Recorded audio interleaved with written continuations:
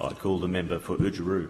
Yeah, Mr Speaker, in terms of individual medical practitioners and their conscientious objection, just a couple of points, and I make them also as somebody, as a person of faith myself.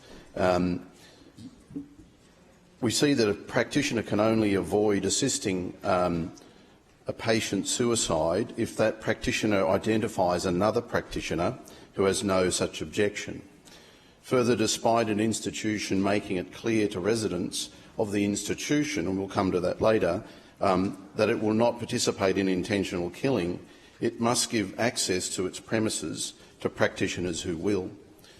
The relevant clauses forces a practitioner to inform the person that some other practitioner can assist the person and provide the person with information to enable that person to engage with assisted suicide treatment.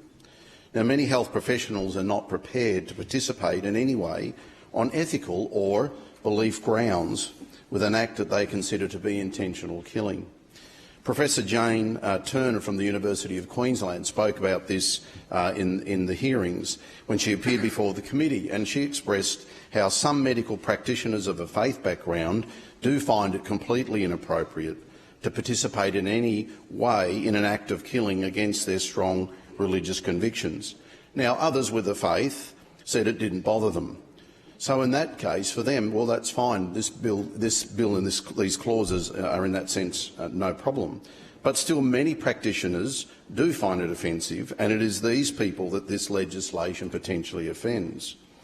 Some may leave their medical career at great loss to the health system over this, and at a time when we desperately need them all. Others will stay in the system but won't be forced to assisting someone to commit a form of suicide. They will find themselves in conflict with the law and subject to being sacked. Many Christian denominations, the heads of churches here in Queensland, Muslim organisations and other faith groups have expressed their deep concern about this reduction in the rights of their people. The Human Rights Commissioner confirmed that these clauses do in fact limit the rights of those individual medical practitioners. So this bill does limit rights, it does remove rights, and in that sense it discriminates against certain Christian, Muslim and other Queenslanders of faith. And clearly faith communities made it very clear they want this form of discrimination removed from the bill.